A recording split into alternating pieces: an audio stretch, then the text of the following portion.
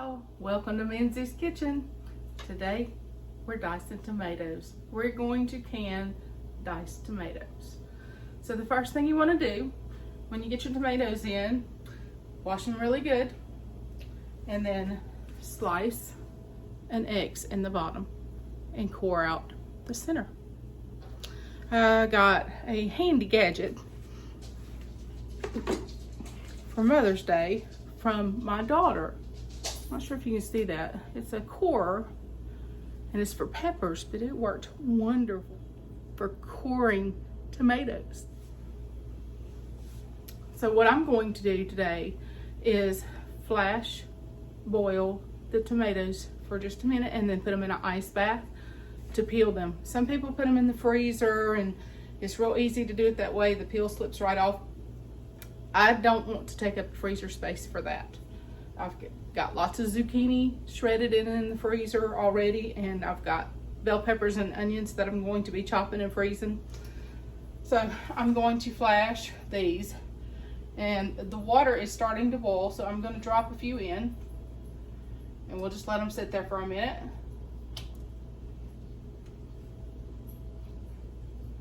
And then once they start to spread apart a little bit, the peel starts to come back, then we're going to remove them from the water, the hot water, and put them into ice water.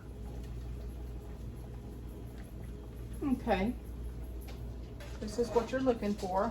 Your skins are starting to peel back. Just drop them in the ice water. I've got one of these little gadgets. I love that for this.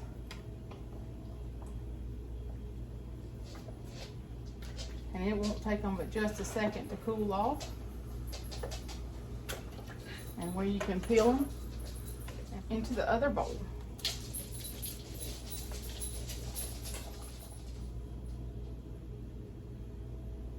So as I move these over here, I added a few more and we'll just continue doing that until all the tomatoes are done.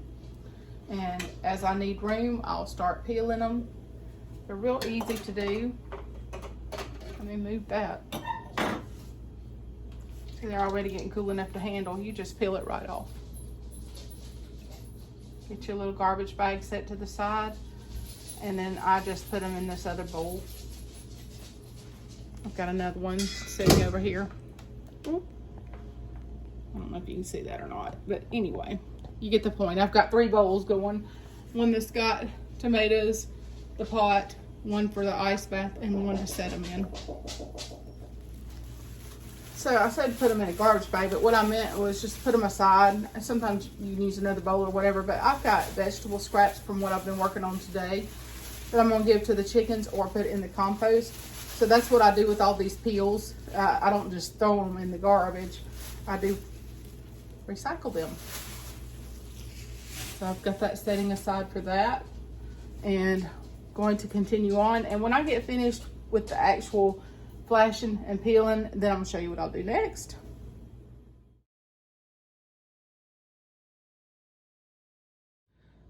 Phew, tomatoes are messy, but they're all done and peeled. Except for one little spot I left right there. Ha ha ha. That wasn't real good of me, was it? Okay, got that. Put that down in that garbage disposal. All right, so now that these are done, they're sitting to cool. I've cleaned up most of my messes. And the next thing you want to do is get your canner ready. I'm going to show you something. Last night I was canning some tomatoes because I like to do them in smaller batches. I find if I try to do bushels and bushels at a time, it's overwhelming. So don't want to do that. Anyway, I had 2 tomato juices and a tomato sauce that needed to be in the canner, and it was late last night, so I did not finish them. I've got clean jars in here as well. We're going to turn these on, bring them up to temperature all together, and get these jars sterilized. I won't leave these in on a rolling boil. I just want to get them hot so that I can put them back in the canner with the other things that are going to be hot as well. And that way it all processes together without shocking anything. You're going to want to get your rings and lids hot, And you're going to want to make sure that your jars are clean and sanitized. So that was the clean jars, and I'm putting them in here to sanitize. And I know I said that backwards, I apologize. You're going to need another pot. And this pot is to put some filtered water in to ladle over your tomatoes. Okay, so I've got filtered water warming. Get that good and hot. Got my jars getting ready to bubble up. The next thing you're gonna need for your jars is lemon juice or citric acid. Today I'm going to use lemon juice instead of citric acid just because I had it out already. It's handy. And what I do is I put 2 tablespoons per jar, quart jar, or since these are going to be 1.5 jars, I'm going to use 1.5 tablespoons. The quart jars I use 2, the pint jars I use 1. I also, and you don't have to do this, add a teaspoon of pink Himalayan salt for the pint and the 1.5 jars, and 2 teaspoons per quart jar. It's not a requirement, but do not use table salt. Use pink Himalayan or some type of sea salt or something kosher for pickling, not pickling, just kosher salt. So something about table salt, I wouldn't use it for myself because it's got too many fillers in it, but something about that can mess with the quality of your product. So stay away from the table salt. Pink Himalayan salt. Okay, so while we're waiting on that to get done, the next thing is dicing the tomatoes. This is that little gadget that my daughter got me for Mother's Day. I think that's what it was. It's a pepper core, but like I said, it works really great on those tomatoes. So that's a handy little gadget to have if you can get your hands on one. Love it. Even got little hearts in it. That's not what that is, really. So again, I've got 3 bowls going. I've got one with the tomatoes that are peeled. Then I've got one for the seeds and the scraps that I don't want. And then one for the diced tomatoes. So I just kind of quarter them up. Move these over a little bit. You know, little slices. And then I go through and just kind of dig out the seeds if there's a lot of them, because I really don't want that in the diced tomatoes. And the chickens will enjoy that too. And then I just dice them up. It doesn't have to be perfect, just a rough chop. Rough chop, it's fine. Get them to the size that you want them. I like these little chunky squares. I use these in soups and chilies and recipes if I want to make rotel, just whatever you can think of that you would use a diced tomato in. That's what they're for. And so that is my favorite part about summertime. Is my favorite thing to grow is tomatoes, because I know we're going to use a lot of them. And I always end up growing a ton, and I end up still going to the farm, the U-Pick farm, and getting more. We use a lot of them. I make salsa, marinara, spaghetti sauces, and sometimes just a plain sauce for chilies, things like that. And stews, vegetable soup, all kinds of things. And we use lots of tomatoes for those things. So it's good to have that on your shelf if you're a tomato person like us. Now, poor boy says he's not a tomato person, but he doesn't know what he's eating. He doesn't know. I don't tell him. Every now and then I see him digging a few things out, but for the most part, he just doesn't know what he's eating. I tell you what, I've had so much zucchini, I've been shredding it and measuring it out in the portions that's for zucchini bread, and been freezing it like that because he's like, I'm not going to eat zucchini. I don't eat zucchini. Don't feed me that. Or that kind of thing. And then, hey, can you make some zucchini bread? you know, fun. It's fun around here sometimes. So anyway, I'm going to dice these up and get them in the bowl, and then we'll start putting them in the jars with our lemon juice or citric acid, whichever you choose to use, and sea salt if you choose that, and if not, you don't have to. I just do it because I already know what my recipes, how I cook things. You know, I don't really follow recipes, but how I do things, and so I know what flavors and what seasonings and how much of it that we like in it. So I just go ahead and do that, just to make life easier. Takes a little less time, and you know, salt's a good preservation anyway. It's not required though. I'm not quite finished, but I just wanted to show you what the diced tomatoes look like. This is the product that'll go in the canning jars for today. This is the little bit of seeds and scraps that I have, but you can see there's a lot of juice in there. So what I will do with this is strain it and keep that juice, and can the juice too when I'm finished. I'm only halfway through that bucket.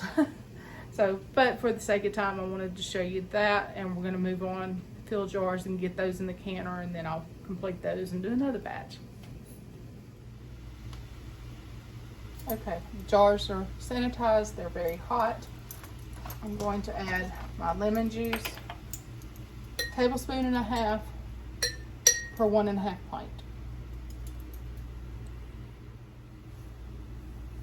Lemon juice is added. I've added my salt. You don't have to do that. And I'm just going to scoop in the tomatoes. Remember, I've got hot filtered water right here. Once I get my tomatoes in,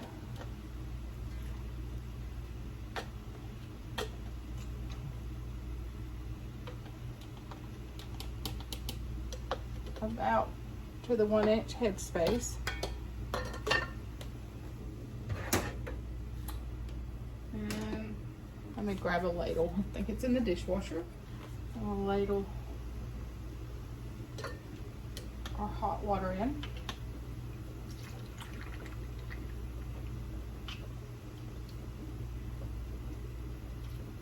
Raise that to 1 inch.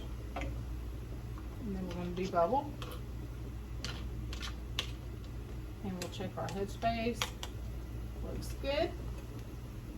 Got this gadget for debubbling, and it does measure your headspace. There we go. Perfect. And we'll move on to the next one and complete those. I took my jars that were had tomato juice and stuff out a while ago and just let them sit, but I just added them back in because we're going to be adding these as soon as the jars are filled and we wipe our rims. Okay, the jars are full, and I've got vinegar on the cloth, and I've wiped my rims. We'll go back over those again, and we're going to add our lids and rings, finger tight. Okay, I've got my rims wiped, my lids, rings on there, and now I'm going to place them into the canner. Okay, jars are in the canner. My processing time for my altitude is 40 minutes. You want to make sure that you have your water above your lids at about 1 inch, and then cover it and set your timer once it's at a good rolling boil.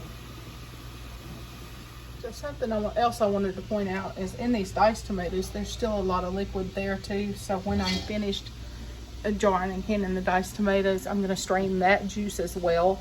So there'll be plenty of juice. There's plenty of juice to can and have tomato juice on the shelf, or mix with other vegetables and have like a homemade V8, or even cook it down and make a sauce. Okay, time's up. What I'm going to do is just take the lid off, move it over a little bit, let that steam evaporate out some. Got you crooked, I know, I'm sorry. And then I've turned the heat off, and I'm going to let it sit here for 5 minutes, and then I'll remove the jars and set them out, and we'll let them cool overnight. See if they all sealed. Okay, I've set them on the countertop. I want you to notice that the tomatoes have risen. You can see tomatoes all over my hands. I'm still cutting tomatoes. Tomatoes have risen and the juice has settled. As they cool, by tomorrow morning, it will have all settled back down into the jar, and it'll be like a full jar with the juice, you know, a little bit at the top. This is the tomato sauce. It came out like it's supposed to. Tomato juice looks a little weird. It does the same thing as the diced tomatoes. It rises to the top, but you just shake it and it fills right back in. So that's what it looks like to do diced tomatoes. And that's a great thing to have on your shelves. I'm going to continue processing. Got a few more left over here. And I told you, it's messy. But all that juice I'll rake into here. I'll strain it all out. The juice from here, the juice from here. I'm gonna strain it all and can it. Okay, y'all. Thanks for hanging out with me today. I hope you learned something. Please hit that like and subscribe button. Let me know what you think in the comments.